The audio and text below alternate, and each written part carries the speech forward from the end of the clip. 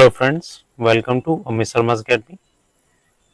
आज से हम इंडियन पॉलिटी स्टार्ट करेंगे और इसका टॉपिक वाइज वीडियोस आएगा। तो आपको चैनल पे एक प्लेलिस्ट बना दी जाएगी, उसमें आपको टॉपिक वाइज वीडियोस मिलते रहेंगे। अगर आपके पास ल्यूसेंट की बुक है तो आप उससे भी पढ़ सकते हैं। बाकी एक बार वीडियो देख लीजिएगा और दोबारा से फिर से रिवीजन कीजिएगा। और कोई भी आप एग्ज़ाम देना चाहते हैं तो उसमें इंडियन पॉलिटी काफ़ी महत्वपूर्ण है और इसके क्वेश्चन जो है आपके टॉपिक वाइज मैं इसमें कराने वाला हूँ। देखिए, इसमें पहला जो टॉपिक है आपका भारत का संवैधानिक विकास है। देखिए, भारतीय संविधान के ऐतिहासिक विकास का जो काल है तो ये आपके 1600 ईस्वी से माना जाता है। नेक्स्ट है रेगुलेटिंग एक्ट, कब पारित हुआ था? तो 1773 ईस्वी में पारित हुआ था। सर्वप्रथम उच्चतम न्यायालय की स्थापना, जो सुप्रीम कोर्ट की स्थापना थी, का प्रावधान किस अधिनियम के द्वारा किया गया था? तो ये आपका रेगुलेटिंग एक्ट 1773 था। नेक्स्ट है किस अधिनियम द्वारा भारत के गवर्नर जनरल को अध्यादेश जारी करने की शक्ति प्रदान की गई थी? तो ये भारतीय परिषद अधिनियम 1861 वाला था। नेक्स्ट है भारत के गवर्नर जनरल को किस एक्ट के द्वारा अपनी समिति के निर्णय को अस्वीकार करने का अधिकार मिला था? तो ये 1786 का अमेंडमेंट एक्ट था। अमेंडमेंट एक्ट यही आपका परिषदीय अधिनियम। नेक्स्ट है भारत के लिए सेक्रेटरी ऑफ स्टेट की नियुक्ति किस अधिनियम के अंतर्गत की गई थी? तो जब 1857 की क्रांति हुई थी उसी के एक साल बाद किया गया था भारत शासन अधिनियम 58 वाला।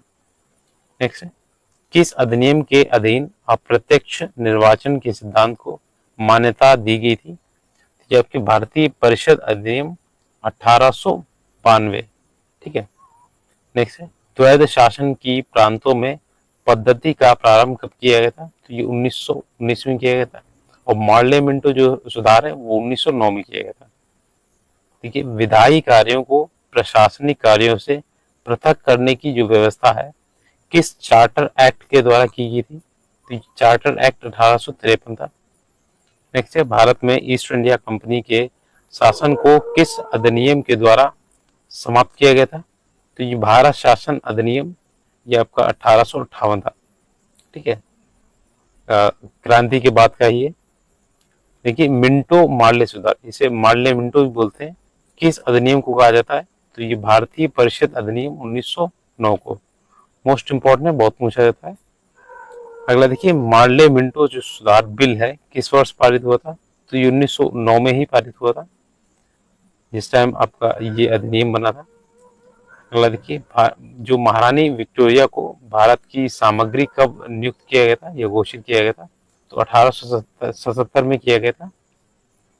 नेक्स्ट है मार्ले मिंटो सुधार का उद्देश्य क्या था? तो ये पृथक निर्वाचन प्रणाली था, जिस वजह से मुसलमानों और इसमें हिंदुओं में फूट पड़ गई थी।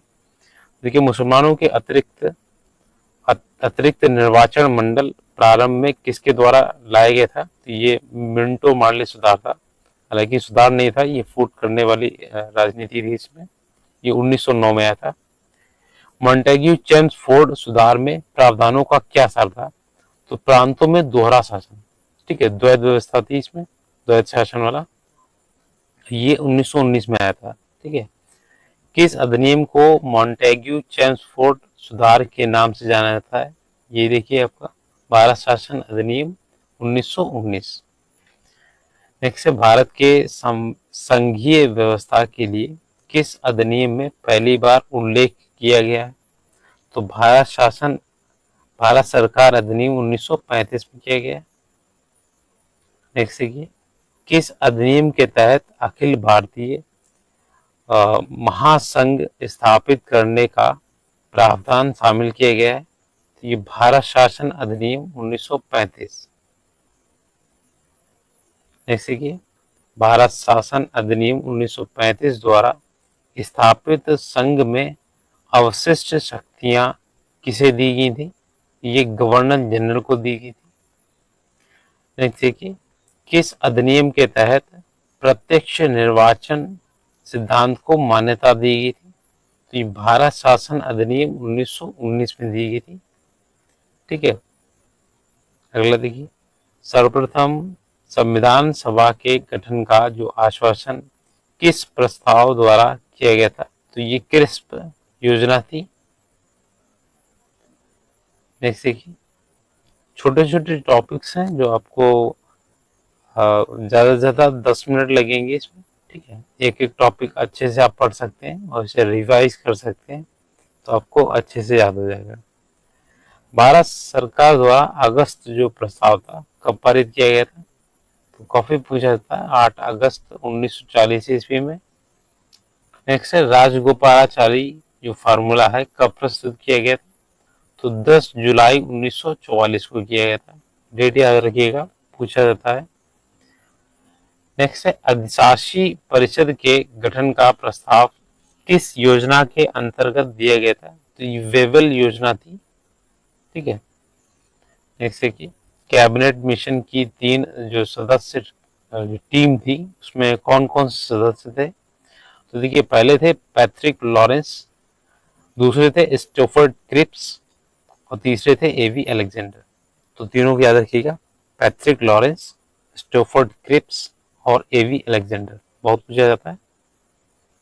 नेक्स्ट है, 1909 के इंडियन काउंसिल एक्ट में किस बात की व्यवस्था की गई थी? तो ये सांप्रदायिक प्रतिनिधित्व की इसमें बात की गई थी।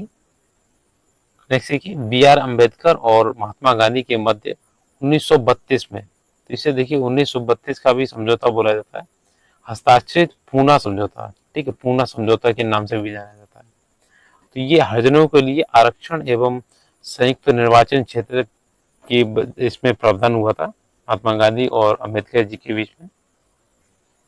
नेक्स्ट है कि भारतीयों को वर्ष 1947 में सार्वभौम सत्ता सौंपने की जो योजना थी किस नाम से जानी जाती है? तो ये लॉर्ड माउंटबेटन उस टाइम पे गवर्नर जनरल थे, तो उन्हीं के नाम से माउंटबेटन योजना का नाम पड़ा था।